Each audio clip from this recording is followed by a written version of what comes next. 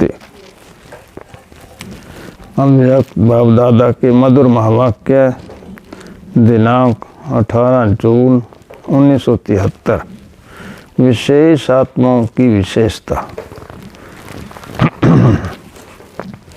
हर मुश्किल को सहज करने वाले, पहाड़ को राई बनाने वाले, असंभव को संभव बनाने वाले, सृष्टि के रचयिता, विश्व कल्याणकारी बाबा बोले, सभी इस समय अपने श्रेष्ठ सम्मान के सिंहासन पर स्थित हो। श्रेष्ठ सम्मान का रूप जानते हो। इस समय विश्व रचयिता की डायरेक्ट रचना, पहली रचना, सर्वश्रेष्ठ रचना और रचयिता के बालक सो मालिक, जो बाप दादा के नूरी रत्न हों, दिल तक तनशीन हों, मस्तिष्क की मणियाँ हों और बाप दादा के कर्तव्य में मददगार हों, और जो विश्व कल्याणकारी, विश्व के आधार मूर्त, विश्व के आगे श्रेष्ठ उदाहरण रूप में हों। क्या ऐसे सच्चे सम्मान स्मृति में रहते हैं? सदा सम्मान के सिंहासन पर स्थित रहते हो या सिंहासन पर टिक नहीं पाते हो? नाम ही है सिंहासन। इसका अर्थ क्या हुआ? इस पर कौन स्थित हो सकता है?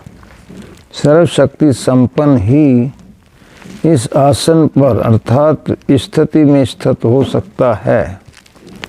सिंह अर्थात शेर या शेरनी। अगर सिंह नहीं बने हो तो आसन पर स्थित नहीं हो सकते हो। सिंहासन किसके लिए है? जो सर्वशक्तिवान की पहली रचना है। पहली रचना में रचयिता के समान सर्व शक्तियाँ सब रूप में दिखाई देती हैं। पहली रचना की विशेषता जो इस समय है, क्या उसको जानते हो? जिस विशेषता के कारण विश्व रचयिता के भी मालिक बनते हो। बाप से भी विशेष पूज्य योग्य बनते हो। बाप भी ऐसी रचना को गुणगान करते हैं और वंदना करते हैं। वह कौन सी विशेषता है? बाप का गायन आत्माएं ही करती हैं, लेकिन ऐसी सर्वश्रेष्ठ आत्माओं का गायन समय सर्वशक्तिवान करते हैं। अर्थात परमात्मा द्वारा आत्माओं का गायन होता है। समय बाप ऐसी आत्माओं का हर रोज बार बार स्मरण करते हैं। ऐसी विशेष आत्माओं की मुख्य विशेषता क्या है? जो ऐसे श्रेष्ठ बने हो। अपनी उस विशेषता को जानते हो। अवश्य ही बाप से भी कोई विशेषता आपकी ज़्यादा है, उसको जानते हो। किस बात में बाप से भी आगे हो, वह विशेषता सुनाओ। बाप दादा से किस बात में आगे हो? अष्ट रत्नों में सिर्फ शक्तियां हैं। वह पांडव भी आ सकते हैं। जब भाई भाई है तो आत्मिक रूप की स्थिति में स्थित हुई आत्मा अष्ट रत्न बन सकते हैं। इसमें शक्ति अथवा पांडवों की बात नहीं है, अपितु आत्मिक स्थिति की बात है। दोनों आ सकते हैं। पांडवों की सीट में 8 में है। पांडवों की सीट भी 8 में है। अच्छा, फर्स्ट विशेषता क्या हुई? जो आत्माओं को बाप का भी मालिक बनाती है, वो बाप से भी श्रेष्ठ बनते हैं।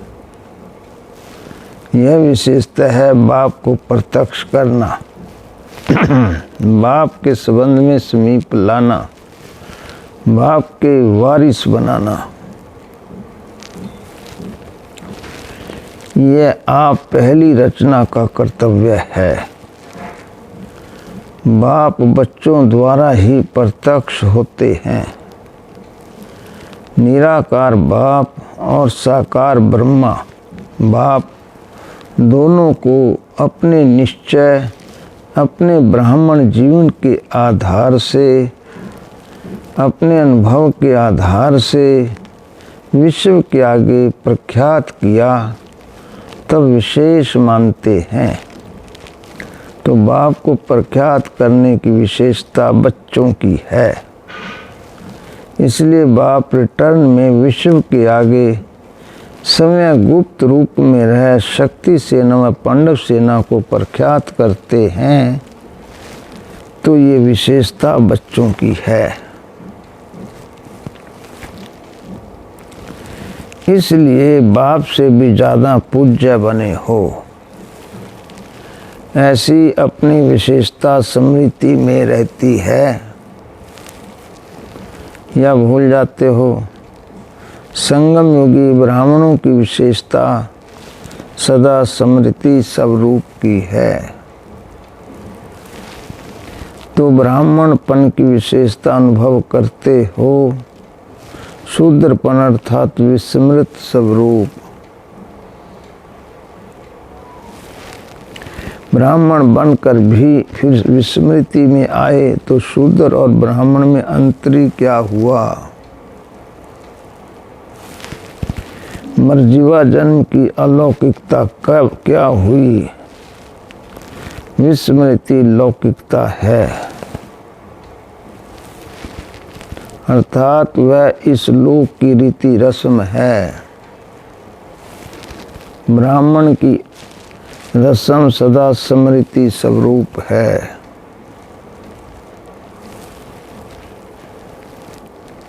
कब भी अपने लौकिक कुल की रीति रस्म व मर्यादाएं किसको भूलती हैं क्या?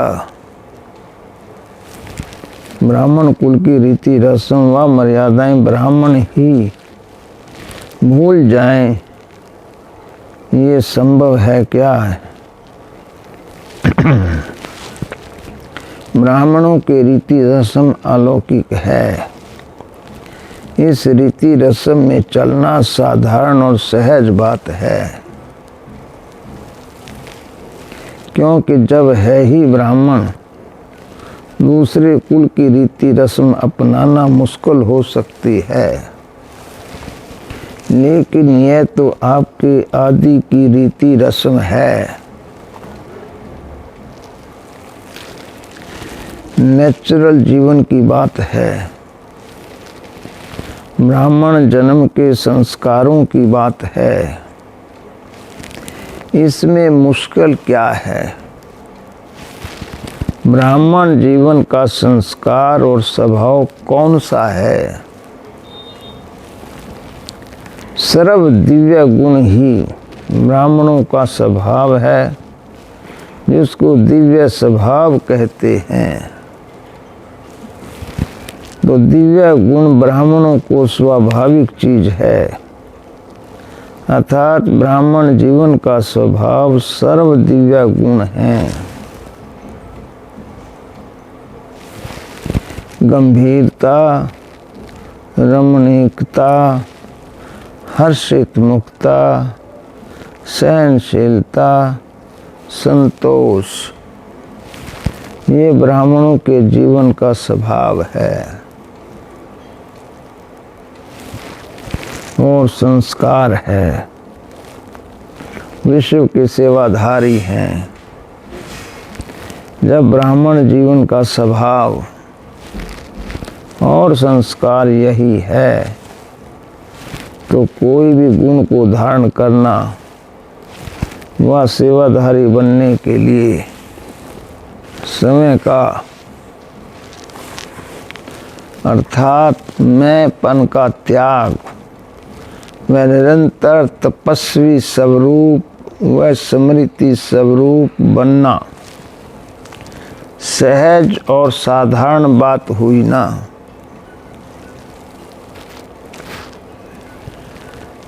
अगर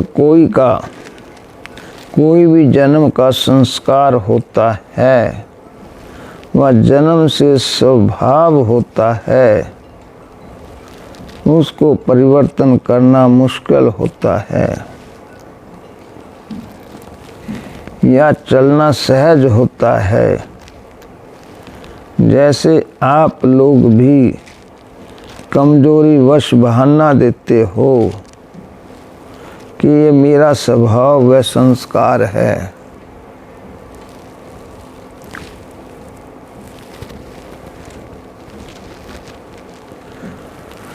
इसी प्रकार ब्राह्मण जीवन का जो आदि स्वभाव और संस्कार है, उसमें ब्राह्मणों का चलना सहज होगा या मुश्किल होगा? बाबा ने ये क्वेश्चन किया है बच्चों से। यदि कोई कहे कि इन दिव्य गुणों के संस्कारों के प्रीत कोई कार्य करो, तब ये ब्राह्मणों के लिए मुश्किल होना चाहिए।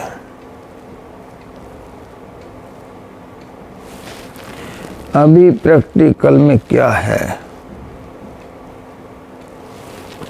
शुद्धरपन के संस्कार और स्वभाव नेचुरल रूप में हैं, या ब्राह्मणपन के स्वभाव और संस्कार नेचुरल रूप में हैं? इसमें तो पुरुषार्थ करने की आवश्यकता नहीं, जबकि जीवन के निजी संस्कार हैं।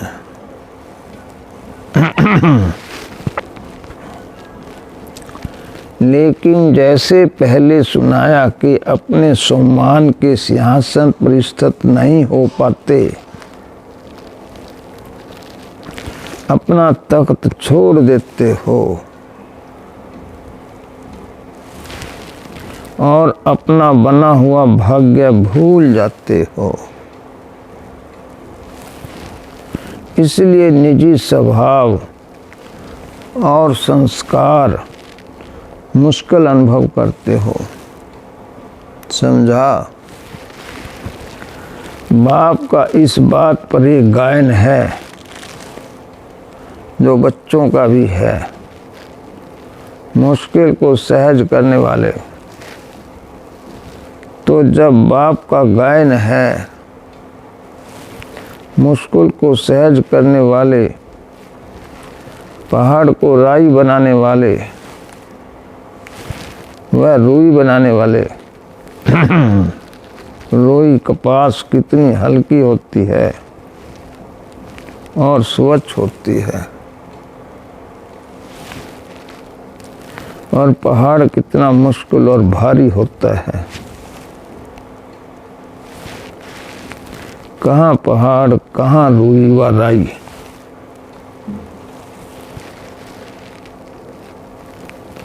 तो जो बाप का गायन है वह आपका नहीं है क्या?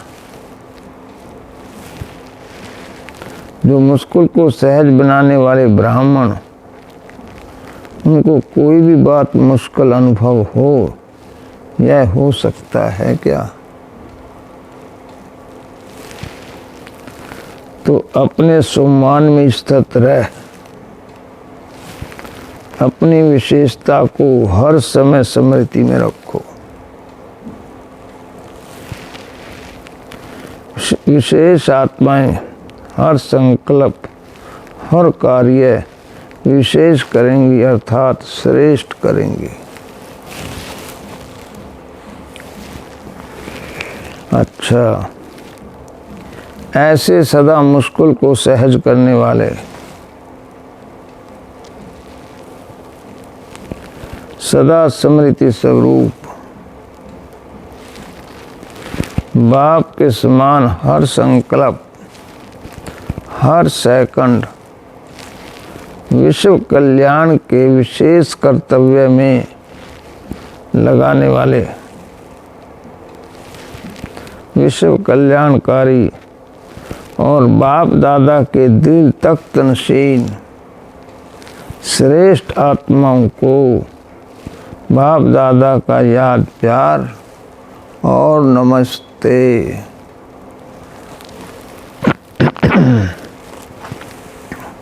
अच्छा, ओम शांति।